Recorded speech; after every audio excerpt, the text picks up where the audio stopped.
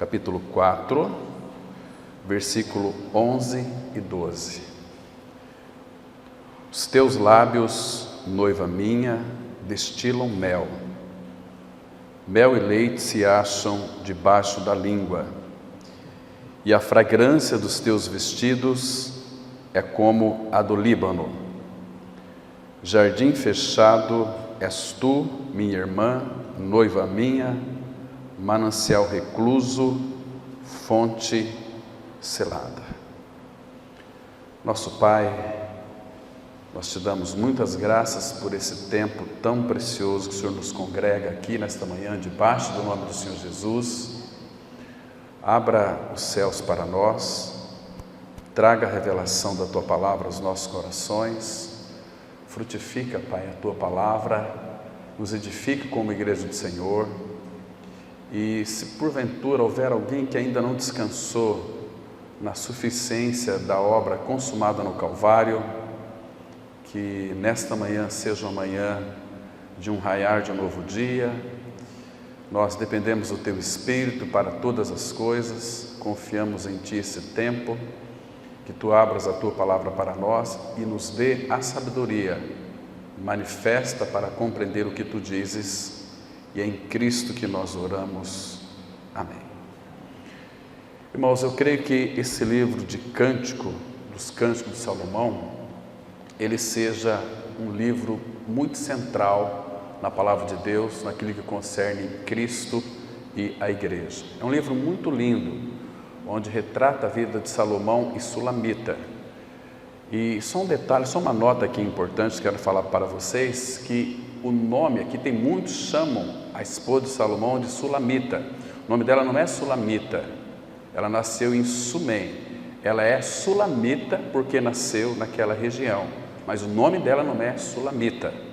Alguns estudiosos dizem que o nome dela é Naamá, mas não tem assim uma certeza, é só suposições e teses. Mas Salomão é o nome dele, Sulamita porque ela nasceu em Sunem. Não significa que o nome dela seja Sulamita, É igual, por exemplo, quem nasce aqui em Sidrolândia é sidrolandense. Então poderíamos aqui um jovem casar com uma sidrolandense. Então Sulamita porque ela era de uma região ali de Sunem, nasceu aqui nessas imediações. Mas então nós falamos que Salomão casou-se com Sulamita, com uma Sulamita, não com Sulamita, com uma Sulamita, porque ela é de Sunem. Às vezes é bom nos atentarmos para esses detalhes, que é importante para o nosso conhecimento e crescimento. Irmãos, esse livro de Cântico, ele é um livro tão lindo que ele expressa aqui as 4 estações do ano, Se você analisar com bastante cuidado, você vai ver do capítulo 1 até o capítulo 2, versículo 7, aqui vai mostrar claramente a primeira estação, começa com inverno e termina com outono. Então do capítulo 1 até o capítulo 2, versículo 7, a cena ela ocorre num período de inverno, Muito interessante aqui. E do capítulo 2, 7 em diante até o capítulo 4, nós temos aqui o verão, porque ela diz lá, vem do vento norte, sopra, porque chegou de fato o verão. E aí ela termina com o outono, No capítulo 4, 16 é o verão, e o capítulo 7, de 12 em diante, ela fala sobre o outono. Então é muito interessante. Um dia nós vamos analisar, com a ajuda do Senhor, esses detalhes. Por que então o Espírito permitiu que houvesse essas 4 estações dentro do livro de Cântico? É muito interessante. Aqui, irmãos, é que nós não temos tempo para analisarmos detalhes, mas tem cada detalhe que nós podemos transportar para os dias atuais, e assim que nós devemos fazer. E vamos ver alguns detalhes hoje importantíssimos para retratar a nossa vida com o Senhor, o quanto que Ele tem amado e se dispensado à igreja. Nós somos a igreja. Agora, o que Ele deseja, irmãos, é que nós desfrutemos dEle. Porque muitos vão até o Senhor para buscar e pedir bênçãos. Nós nunca podemos esquecer que todo o regenerado, e o regenerado é aquele que morreu e ressuscitou com Cristo, que tem Cristo como sua vida, aqueles que tiveram o seu pecado tirado e hoje são habitados pelo Senhor. Irmãos, a palavra fala que esses são filhos de Deus em Cristo Jesus. Nós que já cremos, podemos afirmar com base na palavra que eu já estou crucificado com Cristo e vivo não mais eu, mas Cristo vive em mim. Então, se Cristo vive em mim, Cristo é toda a doçura do Pai para nós. Ele é o nosso noivo. Nós não somos ainda a esposa do Cordeiro. Este casamento irá se encontrar. Então, o primeiro encontro que ele teve conosco foi um encontro de amor. Nós estamos em tempos de amores. Todo ímpio, todo pecador está vivendo um tempo de amor, porque ele tem carência do Senhor. A carência dele de Cristo é muito grande. É uma ânsia que ele tem por uma satisfação espiritual, que somente Cristo irá poder satisfazê-lo em todos os sentidos, espirituais, materiais e físico. Então, bendito é aquele que de fato pôde ter seus olhos abertos e creu que o seu homem velho foi com ele crucificado, para que o corpo do pecado fosse destruído. Então agora nós somos livres para voluntariamente. O Senhor não quer algo que nós façamos a Ele, o mesmo amá-lo forçosamente. Ele quer que nós demos um passo em amar o nosso Senhor, mas para isto Ele já nos habilitou de todas as coisas, para que nós venhamos amar o Senhor com amor ágape. E um dia também, este ano, nós vamos estudar de uma forma bem profunda sobre o amor ágape, o amor altruísta, o amor incondicional, o amor de Deus que Ele colocou em nós, como está escrito em Romanos capítulo 5, verso 5, que o amor de Deus, ele é derramado em nossos corações pelo Espírito Santo que nos foi dado.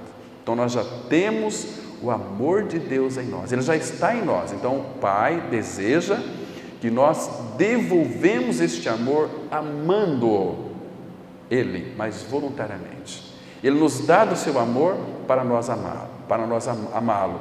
Ele nos dá da sua graça para nos salvar, nos dá da sua fé para nós crermos. Então Ele fez tudo por nós, irmãos. Então nós somos um povo privilegiado, um povo enriquecido em todas as coisas. Porque aquele que é rico, ele se fez pobre por amor de nós, para que nós nele nos tornássemos ricos. É uma riqueza, não é uma riqueza que seja limitada, é uma riqueza insondável, uma riqueza inesgotável. Por isso que todo aquele que está em Cristo é uma nova criatura, e todo aquele que está em Cristo, Efésios 1:3 fala que esta pessoa, ela é abençoada com toda sorte de bênção espiritual nas regiões celestiais em Cristo Jesus. E o que nós vamos encontrar no nosso amado Senhor, irmãos? Tudo que nós precisamos para a nossa alma. Abra comigo aqui, irmãos, no capítulo 2 de Cântico. Depois vamos analisar esses versículos sobre o jardim de Deus, que ele é muito interessante. Vamos analisar alguns pontos bem contundentes e específicos. Queridos, aqui no versículo 3, depois que o nosso amado Senhor, ele diz para ela, qual o lírio, no versículo 2, qual o lírio entre os espinhos, tal é a minha querida entre as donzelas. Ninguém pode tocar nela a não ser eu, diz o nosso Senhor. E aqui, veja a resposta que ela, ao contemplar o seu noivo, diz para ele. O versículo 3, olha, eu quero que você preste bem atenção, que é muito lindo, irmãos. E aqui, se nós fôssemos analisar o versículo 3, passaríamos a manhã inteira aqui, para falar de quem é o nosso Senhor. Então, essa aqui é a voz da esposa, é a voz da esposa de Salomão, que ela prefigura a igreja, que somos nós. Então, veja aqui, ela diz assim, a respeito do seu noivo, que é Salomão, e nós podemos dizer a respeito do nosso noivo, que é Cristo: qual a macieira entre as árvores do bosque, tal é o meu amado entre os jovens. Agora, veja aqui, veja qual que é o anseio, qual que é o anelo, o que ela deseja. Desejo muito a sua sombra. Preste atenção, essa sombra aqui nós sabemos que é um lugar de sombra. Aqui nas Escrituras fala de proteção. Aquele, Salmo 91, verso 1 diz assim: aquele que habita no esconderijo do Altíssimo, a sombra do Onipotente descansará. Então essa sombra fala de proteção. E aqui nós temos, se formos percorrer as Escrituras, muitos versículos que irão mostrar como o Senhor nos protege. A irmã leu aqui no início, Salmo 121, o versículo 7 diz que o Senhor é quem te guarda, o Senhor é a tua sombra à tua direita. De dia não... Então, Ele traz para nós proteção. 1 Pedro 1, versículo 5 fala que nós, mediante a fé, somos guardados pelo poder de Deus. Irmãos, nós somos guardados no pavilhão do Senhor pelo poder dEle. E Ele também diz em 1 João 5,18 que nós somos de Deus, nascidos de novo, e o maligno não pode nos tocar.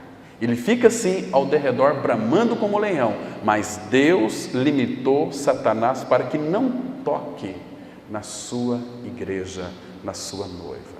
Então nós somos um povo guardados pelo Senhor, protegidos pelo Senhor, e aqui a noiva diz que ela deseja muito a sua sombra, a sua proteção.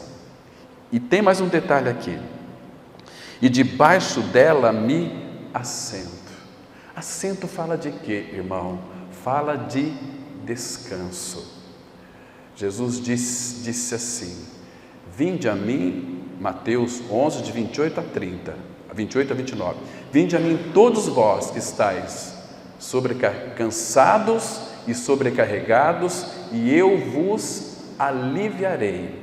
Tomai sobre vós o meu jugo e aprendei de mim, que sou manso e humilde de coração, e achareis ou encontrareis descanso para as vossas almas. Então, Jesus, não é que Ele vai nos dar descanso, a presença dEle nos faz descansar. Quando Moisés, em Êxodo 33, pediu para o Senhor: Senhor, se a tua presença não for conosco, não nos faça subir, porque vamos ter canseira, vamos ter enfado, vamos ter aflição, vai ser uma carga para nós. Então o Senhor gentilmente diz para Moisés: Moisés, a minha presença irá contigo e eu te darei descanso, te darei repouso. Nessa caminhada árdua, neste mundo de aflição, nós podemos ter descanso para as nossas almas. Saber que Deus, Ele controla e governa todas as coisas, e que Ele tem, irmão, uma afeição, um carinho, um amor muito especial para os seus filhos. Ele disse assim, que nós somos hoje, 1 Pedro 2,9, propriedade exclusiva dEle.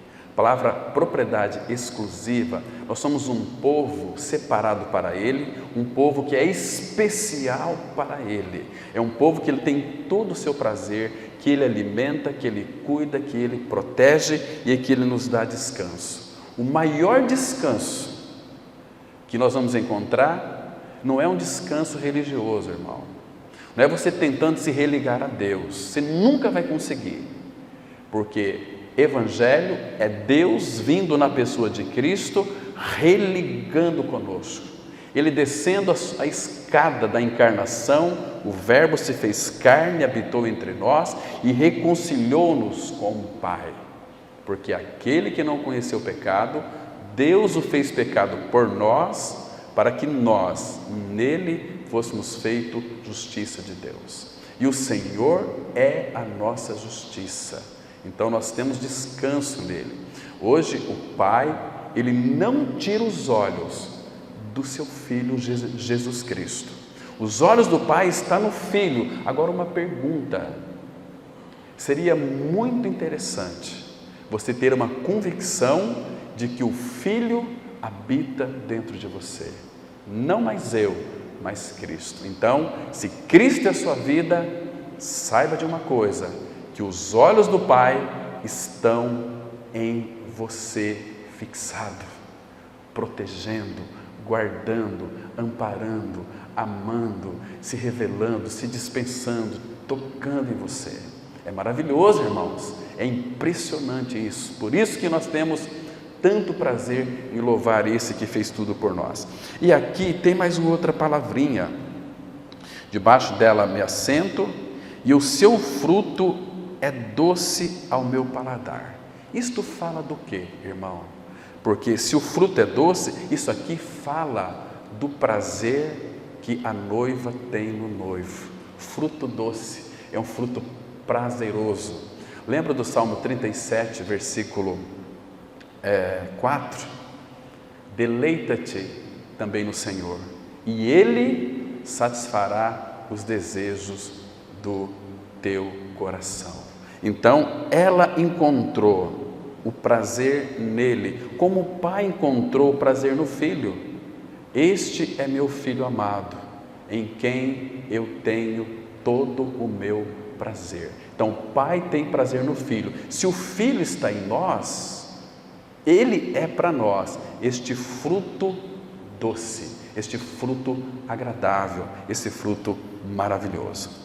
Então, queridos irmãos, o nosso amado Senhor, Ele verdadeiramente encontra constantemente suas delícias quando vem ao seu jardim.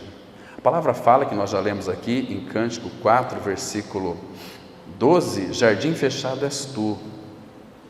Nós somos o jardim fechado do Senhor. Então, todas as vezes que Ele vem para o seu jardim, Ele deve encontrar um prazer em nós, porque este jardim, ele está à parte do deserto deste mundo. Nós estamos no mundo ainda, e mundo, vocês sabem o que ele significa. Significa aflição. Este mundo significa peso, carga, significa dificuldade, significa uma série de provações e tentações, mas nós temos a paz. Tenho-vos dito estas coisas para que em mim tenhais paz. No mundo vocês vão passar por aflições, mas tem de bom ânimo, eu venci o mundo. Vocês vão passar por aflições, mas nunca sem a minha sombra protetora, que se chama paz. E Paulo, escrevendo aos Tessalonicenses, capítulo 3, verso 16, ele diz assim, que o Deus da paz, Ele mesmo vos conceda a paz em todas as nossas ou as vossas circunstâncias. Então, irmãos, Ele é o Senhor da paz, e nós podemos caminhar neste mundo tendo paz. Nada pode afligir um filho de Deus, irmão, porque é o Pai é quem nos sustenta. O nosso sustento, ou deixa eu colocar de uma outra maneira, a nossa suficiência não vem de homens, não vem de nenhum governante. Não importa que tipo de crise o nosso país esteja enfrentando. Deus, Ele disse e Ele prometeu que nos supriria de todas as nossas necessidades e que nós não seríamos envergonhados. Por exemplo, lembra de Davi no Salmo 37, versículo 5? Ele escreveu aquele salmo já velho. Ele disse assim: fui moço, porém agora sou velho, mas nunca vi um justo ou justo desamparado, e nem a sua descendência a mendigar o pão. E nesse mesmo capítulo, versículo 19, que nós sempre lemos aqui, eu quero que você não esqueça desse versículo, irmão. Salmo 37, versículo 19, ele diz assim, se você quiser acompanhar comigo aí, para ficar bem fixado na sua mente, então nós estamos vivendo já dias maus, e vamos viver dias de fome. Nós vimos que nessa pandemia que está se findando, muitas pessoas padeceram necessidades, inclusive de fome, e tantas outras restrições, né? Mas aqui no versículo 19, o Senhor, Ele disse assim, olha só que interessante, olha o 18, que lindo. O Senhor conhece os dias dos íntegros, Ele sabe cada dia daqueles que são dele. A herança deles permanecerá para sempre, graças ao Senhor por isso. Agora no 19 ele diz assim, olha, não serão envergonhados nos dias do mal. Irmãos, não importa que tipo de crise o nosso país ele irá enfrentar, nós não seremos envergonhados, a ponto das pessoas dizer para nós, olha lá, não é filho de Deus, está passando necessidade. Nós não seremos envergonhados, porque nós somos um povo que não somos contado entre as nações. E a parte B desse versículo diz assim, e nos dias da fome se fartarão. Está vendo o cuidado do Senhor? Porque, irmãos, Ele que provê tudo para nós, para toda a sua criação, Ele provê todos os meios. Então você acha, irmão, aquele que ama o pardal, aquele que ama os seus animais, que ama toda a sua criação, vai deixar de cuidar e de amar os seus filhos que creram naquela obra consumada no Calvário? Nunca, nunca, porque Ele não pode se contradizer. É o Deus que não pode mentir. Isso é maravilhoso. Agora, queridos, voltando aqui para o cântico de Salomão, vocês devem saber que Salomão, ele escreveu 1005 cânticos, 1005 cânticos maravilhosos, fundamentais, mas, irmãos, e de todos esses 1005 cânticos, nós temos o seu suprassumo, que é o Cântico dos Cânticos, que foi colocado aqui no cânon das Escrituras, que foi considerado pela Septuaginta um livro inspirado. Então aqui o livro do Cântico é um livro, irmãos, que, vamos dizer assim, é expressão do coração do Filho para conosco, a sua igreja. Como nós precisamos ler esse livro, entender, buscar lições, buscar entender como o nosso Senhor nos ama, Ele foi até as últimas consequências por amor a mim e a você, para nos tornar livres para Ele. Nós éramos escravos do pecado, de Satanás, dos nossos desejos, das nossas vontades. Ele nos libertou de tudo. Se, pois, o Filho vos libertar, verdadeiramente sereis livres. Então agora nós somos livres, não há mais nenhum impedimento para que então possamos viver uma vida relacional com o nosso amado Senhor, que fez tudo por nós. Então Ele quer de nós uma resposta. Agora, se Ele encontrar prazer no meio do seu povo, um povo que não é um povo egoísta, fica só buscando coisas para si, para os seus interesses, buscando bênção só para si, irmãos, isso é uma atitude de criancinha, que fica pedindo chupeta, me dá uma balinha, me dá uma mamadeira aí, aquela coisa toda. Às vezes a mãe fica tão feliz, né?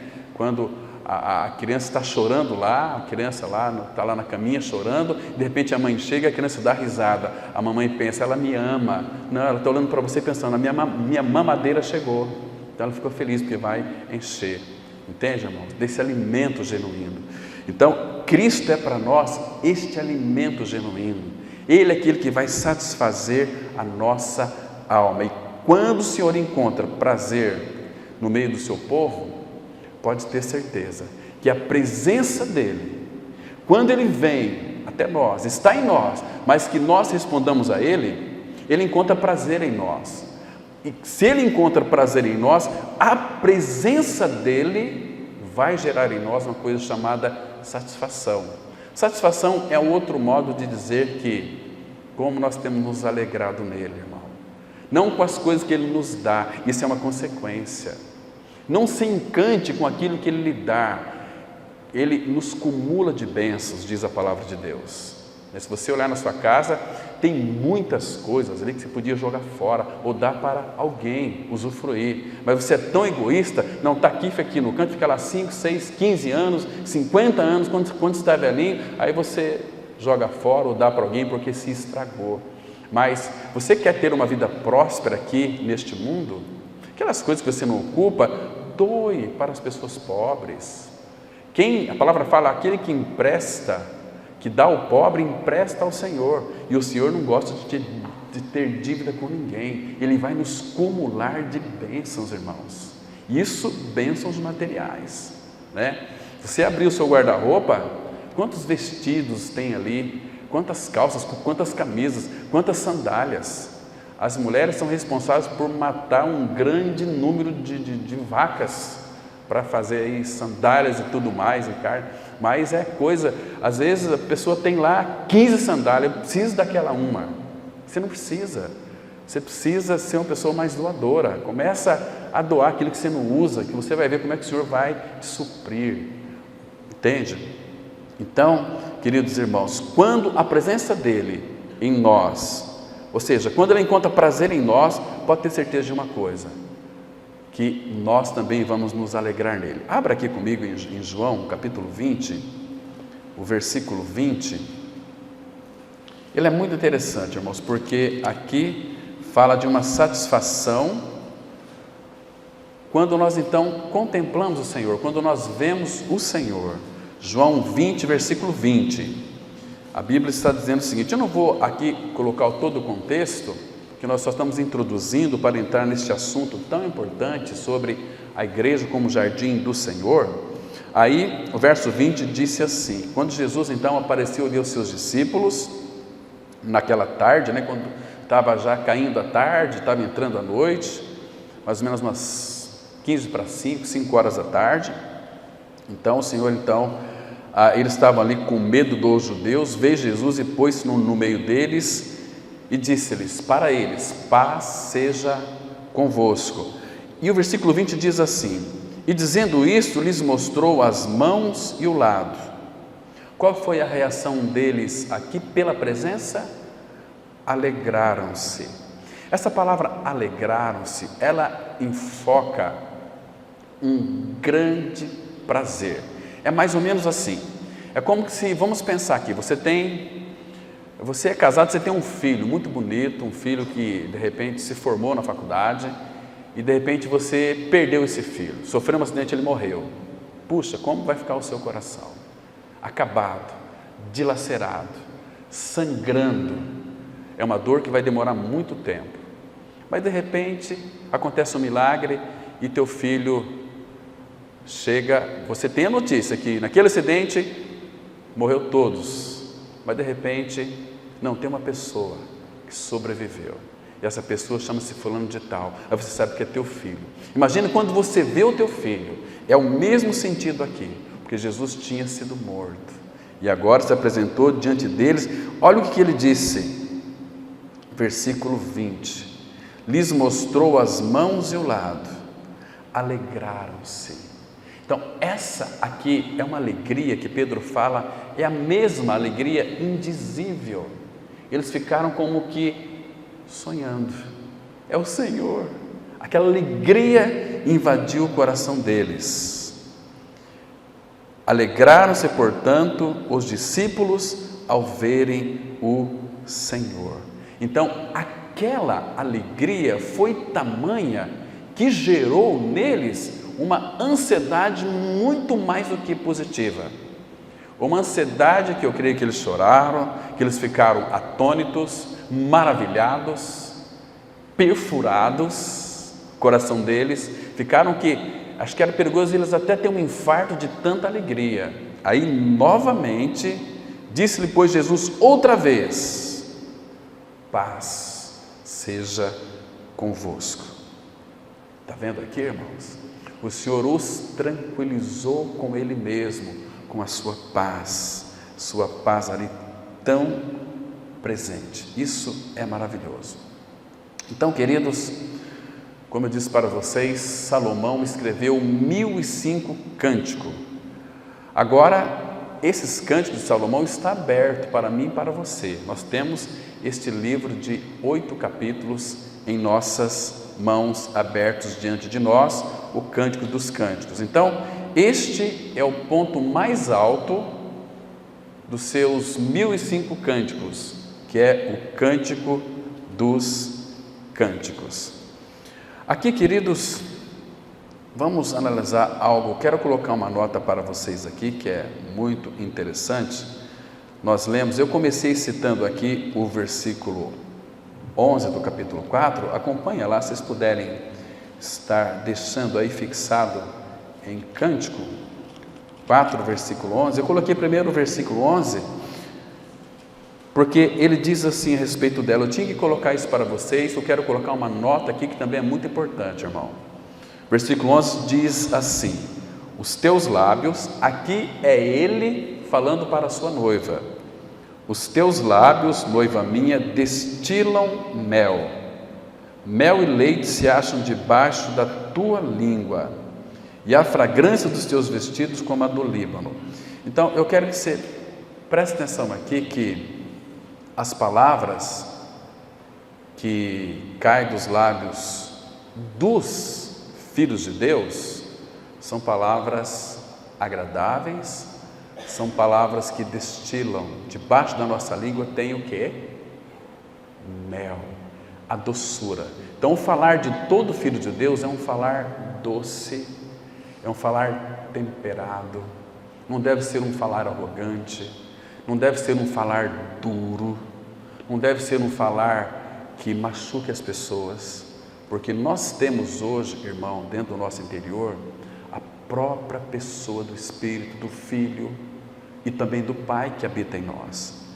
Agora, os lábios e as línguas, aqui nesse versículo, proclamam também o amor da esposa pelo seu esposo. Tudo isso aqui, irmãos, arrebata o coração do nosso amado noivo, porque no 9 diz: arrebataste meu coração, minha irmã noiva minha, arrebataste meu coração. Porque quando ela fala, então ele vai explicar por que a noiva arrebata o coração do noivo. Imagina só que interessante, nós, a igreja, podemos e temos que arrebatar o coração do noivo. De que maneira? Vivendo uma vida cristã nesse mundo, que o nosso falar, os nossos lábios destilam mel. Mel e leite se acham debaixo da nossa língua. Não é assim? Agora, irmão, esse aqui são os filhos de Deus, o corpo de Cristo, a vida da igreja. Todo regenerado, você tem que se policiar. O que tem saído dos teus lábios? Tem edificado outras pessoas? Seu marido, a sua esposa, seus filhos, os seus vizinhos? Ou os vizinhos têm um testemunho a teu respeito? Aqueles que se dizem evangélicos, evangélico é tudo filho do capeta. Nenhum evangélico vai para o céu. Que vai para o céu é filho de Deus em Cristo. Quem vai para o céu é santos e amados do Pai. Por isso que não é muita gente que vai ser salvo, não. Ontem estávamos falando numa reunião de pastores, e ali então, graças ao Senhor, o Senhor nos deu a graça para falar algo sobre o falar do cristão. Nosso falar tem que ser um falar curador, restaurador. Palavras boas, diz Salomão mesmo em Provérbios, é medicina para o corpo e saúde para a alma. Uma palavra dócil, bem colocada, alegra o coração, aformoseia o rosto. É muito agradável você conversar com uma pessoa que fala, o seu falar destila mel, é uma doçura no seu falar, né? Hoje a gente vê aí muitos crentes, né, de cara amarrada, quando fala alguma coisa, olha esse governo, não vale nada. Você acha que isso aí é uma pessoa que pode dizer que é um filho de Deus em Cristo? Claro que não. Ele pode ser religioso, mas cristão, aquele que é habitado pelo Senhor, nunca vai falar mal de um governante, por pior que seja, porque a nossa responsabilidade é interceder pelos governantes, porque quem governa este mundo é Cristo, mas Ele quer fazer isto junto com a igreja. Agora, se a igreja não ora, não intercede, o que nós podemos esperar desse país? Uma vida mansa, tranquila, sossegada? Claro que não, claro que não. Então, irmãos, nós temos um Deus e Pai que tem o domínio de todas as coisas. Ele disse assim, que o coração do rei, do governante, está na mão do Senhor, de todos, e segundo o querer dele, ele inclina.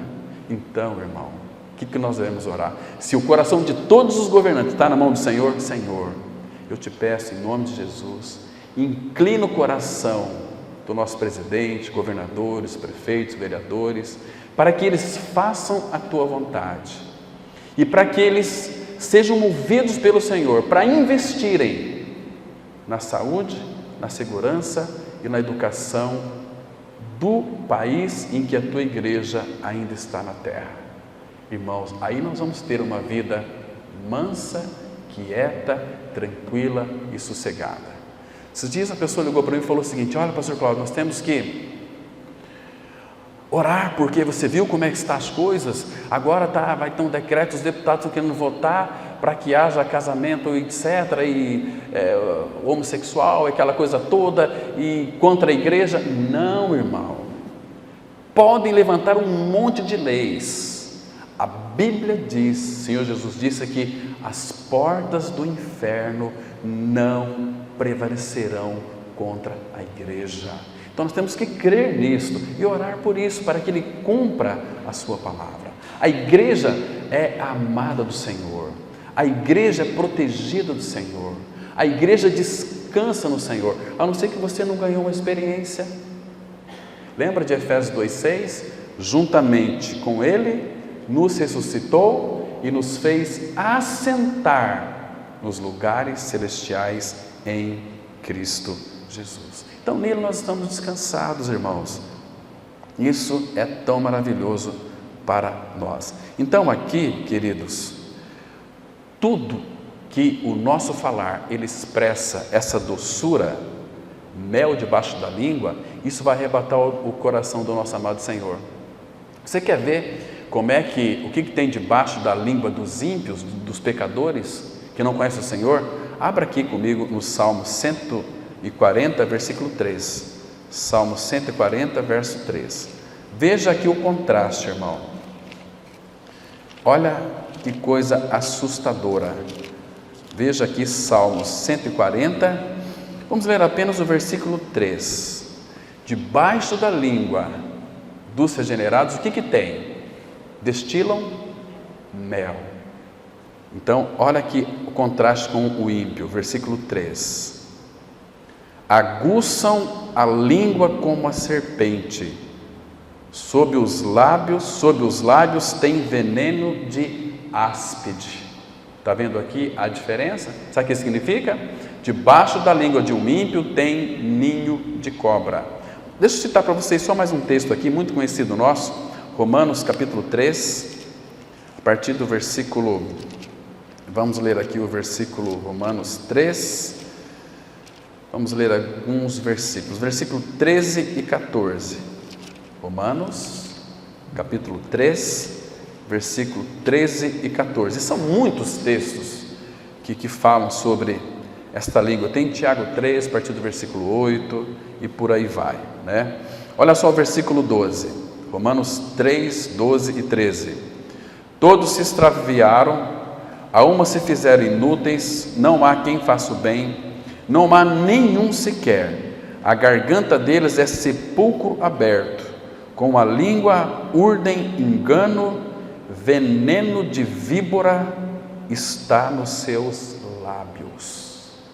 Uau! Entende, irmãos? Então o ímpio não faz outra coisa a não ser amaldiçoar, o ímpio não faz outra coisa a não ser xingar, palavras obscenas, e quando dá aquela crise de piti, misericórdia.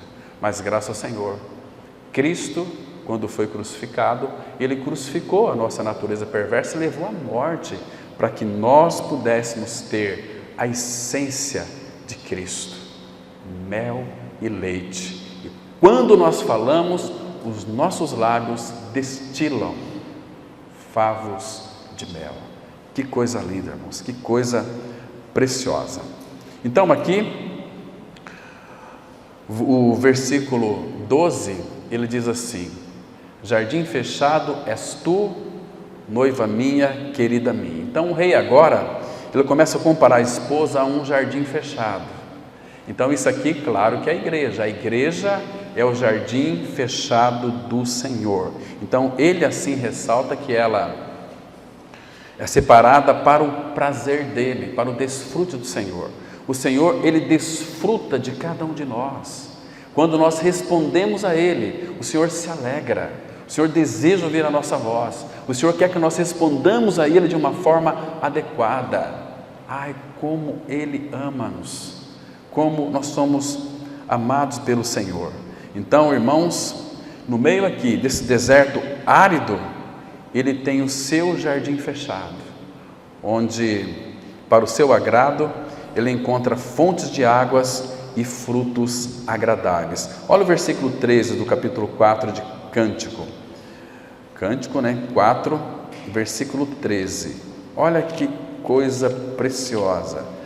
Olha, ele encontra em nós aqui o seu agrado, porque isso aqui é a voz dele. O versículo 12 fala que jardim fechado és tu, nós já lemos esse versículo. Agora no versículo 13 ele diz assim: os teus renovos são um pomar de romãs, com frutos excelentes. Irmãos, uma das necessidades da igreja é produzir frutos. E por que muitos não produzem fruto? Porque o Espírito Santo já está em nós. E nós sabemos que o fruto que ele irá produzir, Gálatas 5:22, qual fruto que é? Amor, paz, alegria, bondade, fidelidade, longanimidade, mansidão, domínio próprio. Por que muitos de nós ainda não produzimos esses frutos? Porque olha o que ele fala aqui: os teus renovos são um pomar de romãs, como frutos excelentes. Por que frutos excelentes? Porque é dado por ele para que nós então possamos reproduzir esses frutos, ou produzir esses frutos. Irmãos, porque a igreja, ela é muito rasa, ela é muito superficial, ela está ainda pisando ali na praia, entendeu? Brincando ali, está contente, o mar, já conheço o mar. Não, o Senhor tem nos chamado para uma vida de profundidade com Ele. Quando nós estivermos amadurecendo, obviamente que o Espírito não terá dificuldade em produzir esses frutos em nós. Eu disse para vocês algumas vezes, por exemplo, o primeiro fruto do Espírito é amor. É um amor que os discípulos deu muita ênfase: amai-vos uns aos outros. O próprio Senhor falou que nós seríamos conhecidos se tivéssemos amor uns pelos outros, não é assim? Então por que esse fruto não é produzido? Ele tem que ser exercitado. Então nós temos que amar o não amável, temos que amar aquelas pessoas que Ele vai colocar diante de nós para a gente amar, mas a gente retrocede, a gente foge, nós não queremos exercitar o amor do Pai, porque amor, quem ama, cuida, tem que ter os seus cuidados. E isso, irmãos, os ímpios dá de 10-0 em nós. Com aquele amor de afetos naturais do ímpio, eles conseguem exercitar as suas afeições para com seus entes queridos. Eu vejo filhas e filhos cuidando dos pais amorosamente, e são filhos que são bem-sucedidos, porque é uma lei: honra teu pai e tua mãe para que te vá bem e sejas de longa vida sobre a face da terra. Então, eles vão para o inferno, mas terão uma vida próspera neste mundo. E os filhos de Deus, eu sou uma nova criatura, sou filho de Deus, mas quando é para você cuidar, talvez da sua mãe, que está numa cadeira de roda, nós temos dificuldade. Essa minha mãe me enche o saco. Eu já ouvi isso dos lábios de muitos que se dizem cristãos. Já vi também muitos ímpios cuidando do seu pai e da sua mãe na cadeira de roda, limpando eles ali na cama, percebe? Irmãos, como que Deus, ainda que sejam ímpios, Deus vai fazer com que eles sejam prósperos, porque é uma lei, Ele não pode ir contra. Entende, irmãos? Nós que somos filhos de Deus, que poderíamos começar o nosso campo missionário na nossa casa, cuidando dos nossos. Quem não cuida dos seus, não pode, irmãos, cuidar da igreja de Deus. Ah, irmão, eu vou lá te dar uma palavra para você de fé, de amor, de esperança, mas, queridos, como é que está a tua casa? Está toda desarrumada, não tem amor, não tem alegria, não tem paz, tem tantos desarranjos, e nós queremos, nunca vai dar certo, não funciona. As pessoas vão ver em nós, de alguma forma, um senso de soberba, apenas isso. Agora, quando de fato nós temos uma vida relacional ali no lar, culto doméstico, quando a família se reúne em torno da mesa, vamos abrir a Bíblia, vamos ler um versículo aqui e vamos orar. Isso começa a refletir depois fora do lar, porque nós vivemos uma vida fora do lar de uma forma e no lar de uma outra forma. O que você é aqui, você tem que ser no seu lar, porque se não for assim, aqui você é hipócrita, no lar você é aquela pessoa igual você é mesmo, né? Como aquela menina que o pai estava discutindo com a mãe e a mãe falou, você é uma hipócrita. A filha falou, não, mamãe, papai não é hipócrita não, ele é hipócrita lá fora, aqui ele está sendo o que ele é de verdade, né? E assim muitas vezes somos nós, irmãos. Então o Senhor deseja tratar isso conosco para que a gente possa produzir esses frutos aqui agradáveis. E uma das coisas que é interessante, porque se a noiva produziu isso, os teus renovos são um pomar de romãs com frutos excelentes. Irmãos, um detalhe aqui importante, Salomão, ele amava a criação do Senhor, era um homem muito sábio, mais sábio de todos os homens, então claro que ele pesquisava tudo, ele escreveu provérbios, mais de 3.000 provérbios, nós temos aqui uma coletânea também nas nossas mãos de alguns provérbios dele, mais de 3.000 provérbios, 1 Reis vai dizer isso. Então, por quê? Porque ele amava a criação do Pai, ele amava, por exemplo, plantar um jardim de flores, plantar um pomar. Falei para vocês algum tempo atrás que os nossos jardins aqui no Ocidente é bem diferente do Oriente.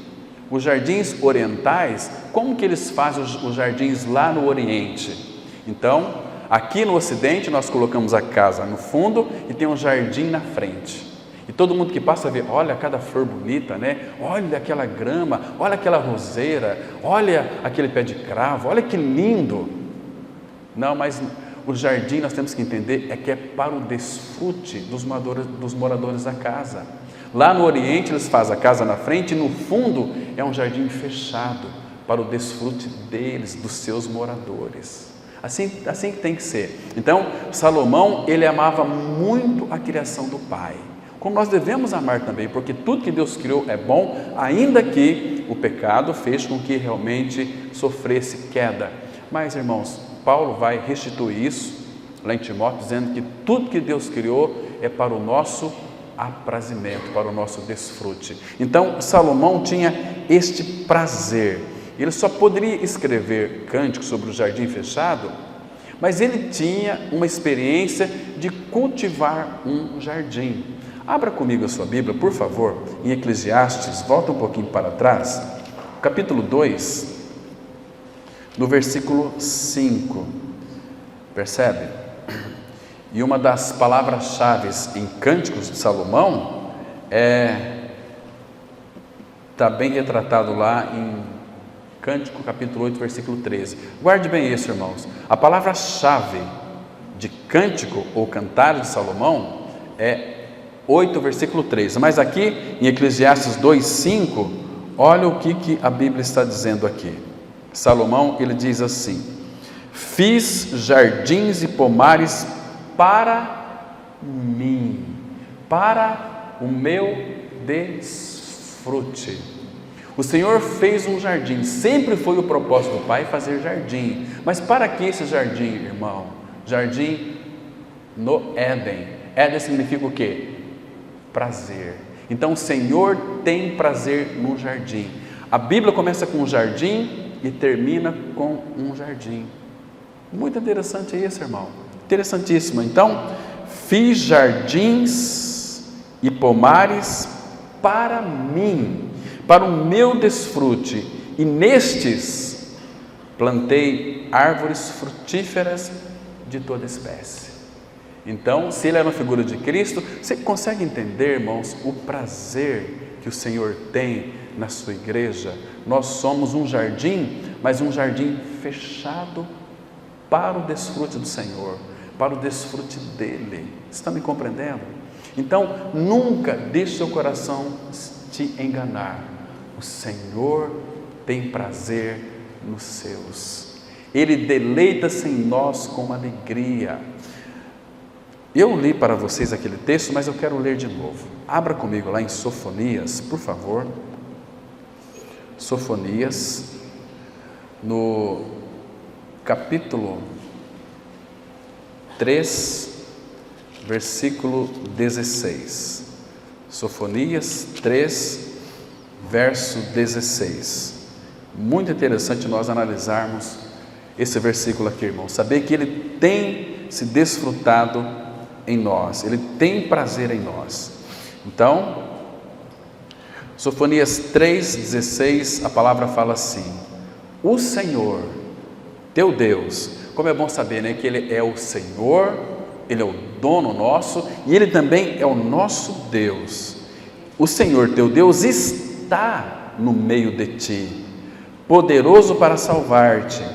Ele se deleitará em ti com alegria, renovar-te-á no seu amor, regozijar-se-á em ti com júbilo.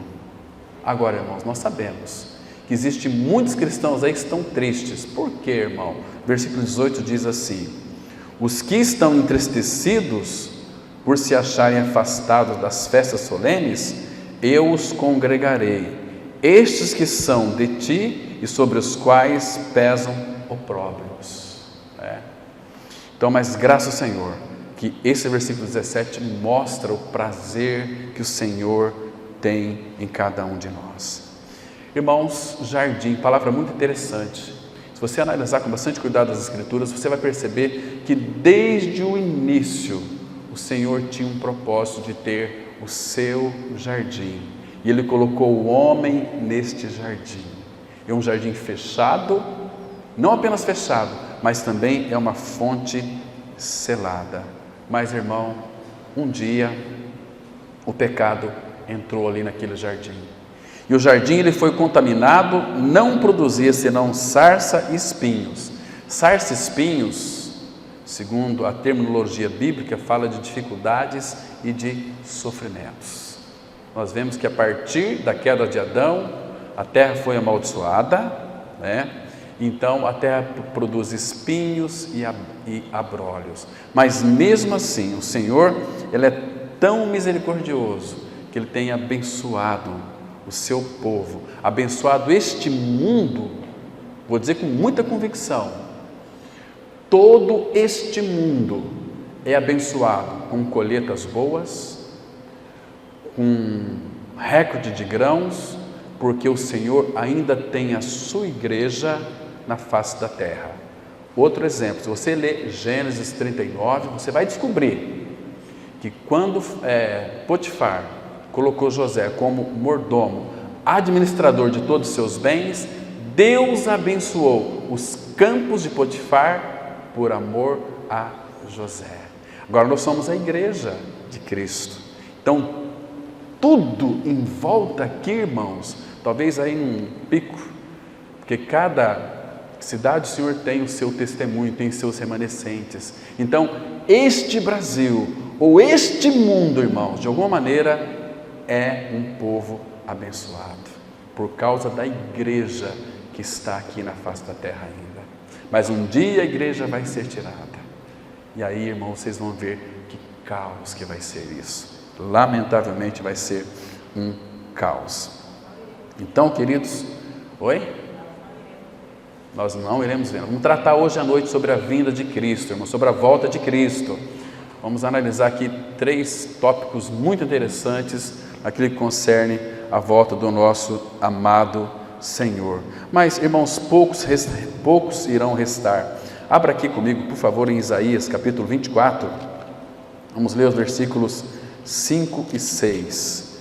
Queria que os irmãos aí fossem rápido para achar que nós começamos a entrar agora e já tenho ainda 7 minutos para a gente encerrar essa reflexão, esse estudo. Não vai dar tempo para a gente ver alguns aspectos tão formidáveis do jardim. Então aqui o versículo 5 e 6 diz assim: na verdade, olha o que o pecado fez com a terra. Na verdade, a terra está contaminada por causa dos seus moradores, porquanto transgridem as leis, violam os estatutos e quebram a aliança eterna. O sentido de quebrar a aliança eterna é que eles não querem o Senhor. Então, quando a pessoa não quer, está quebrando na vida deles a aliança. Não querem. E o 6 diz assim: por isso, porque quebram a aliança, a maldição consome a terra, e os que habitam nela se tornam culpados. Por isso, serão queimados os moradores da terra, e poucos homens restarão. Significa que poucos serão salvos. Não vai ser muita gente salva, não, meus irmãos. A palavra fala que é poucos. Em Lucas 12:32, o Senhor Jesus, ele disse: não temais, pequenino rebanho, porque foi do agrado do Pai dar-vos o seu reino. E este reino, Lucas 17:21, não está lá, não está lá, não está lá, não está aqui, está dentro de vós, está dentro de nós. Onde está Cristo, está o seu reino. Irmãos, que maravilhoso é isso. Então, irmãos, o pecado entrou no jardim, destruiu tudo, acabou com tudo, mas no decorrer do tempo, o Senhor não desistiu, é um Pai determinado. Ele então edificou um outro jardim, né? O Senhor ama o jardim, irmãos, o Senhor ama a igreja.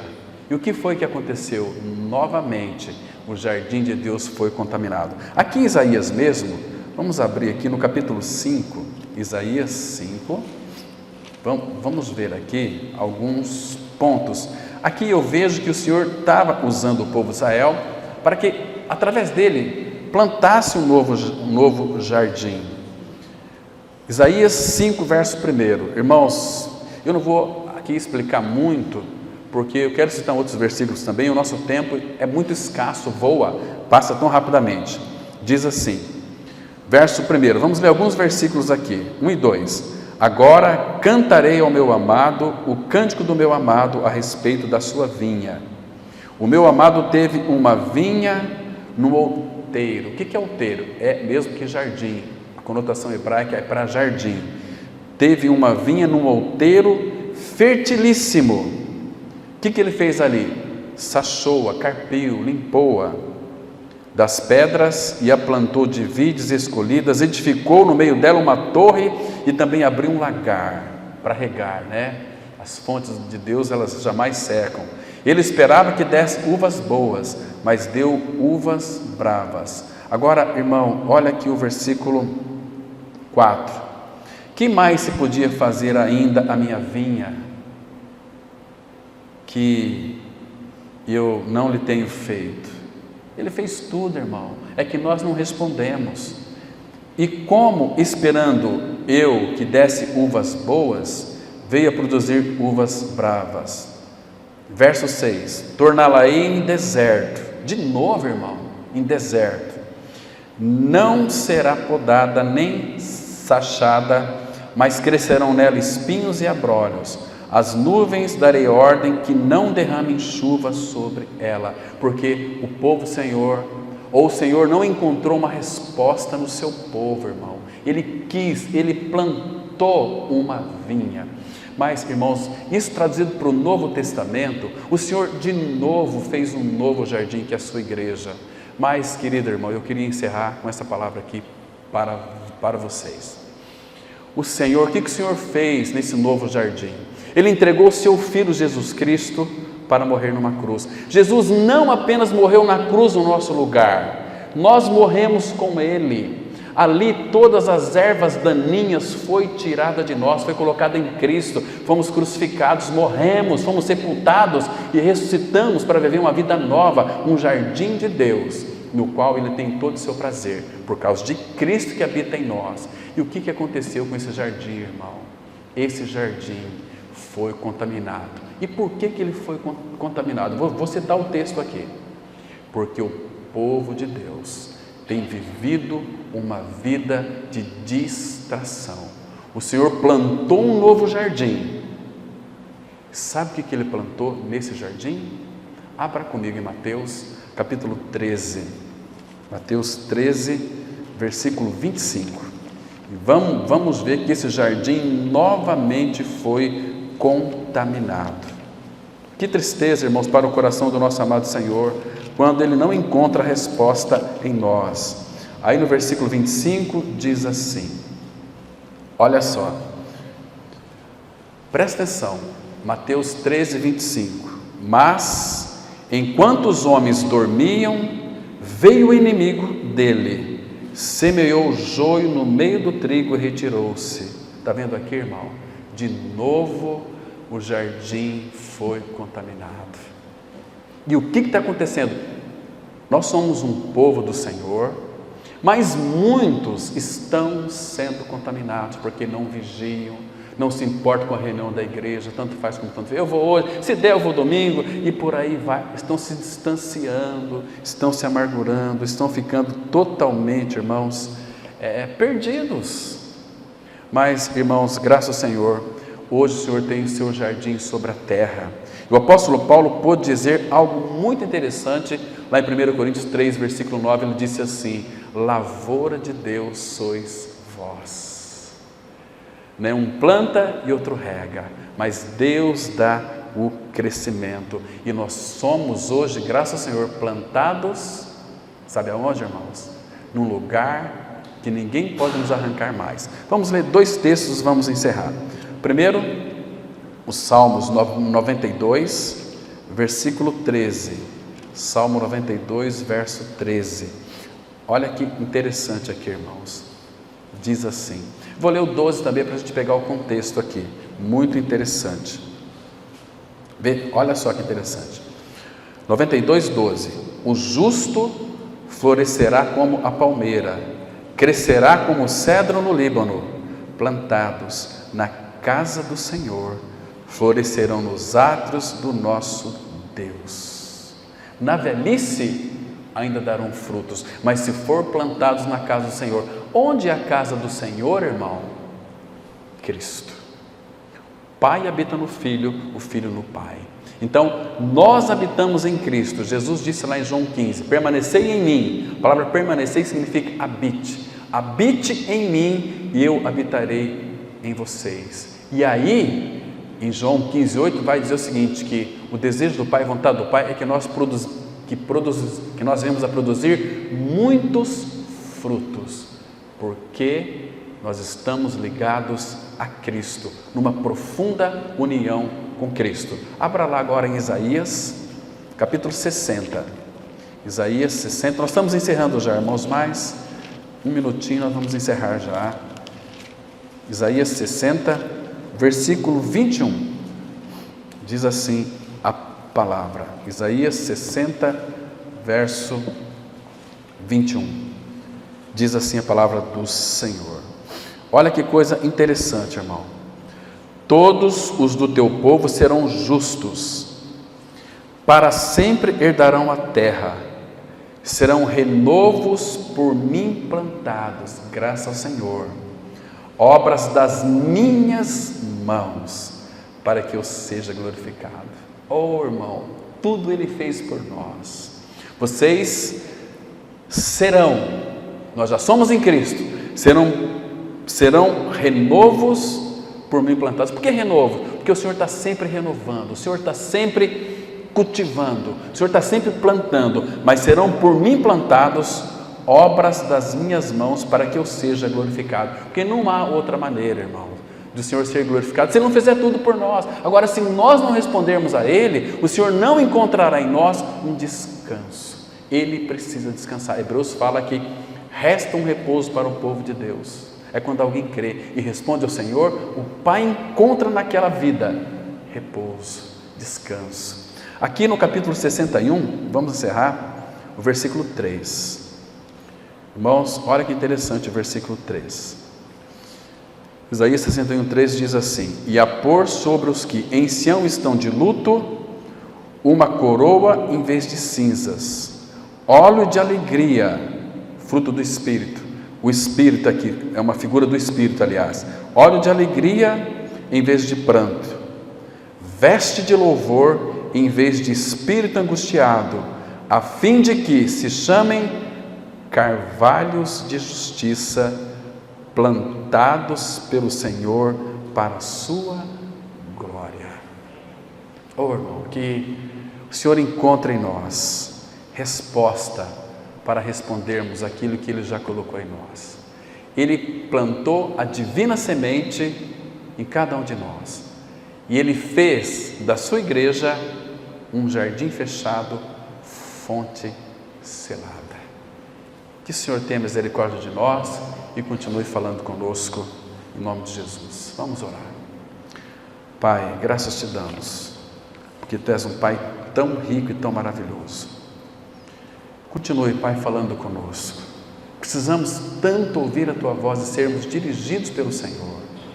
Oh, meu Pai, desvenda os nossos olhos para que contemplemos as maravilhas da Tua palavra e nos conduz na força do Teu Espírito para uma vida mais profunda com o nosso noivo, nosso amado Senhor Jesus. Frutifica essa verdade, Pai. Não deixe ela cair por terra, mas aviva a nossa vida pela Tua palavra. Nos vivifica cada dia mais, para que nós jamais venhamos perder o entusiasmo de servir na Tua casa. E é em Cristo que nós oramos.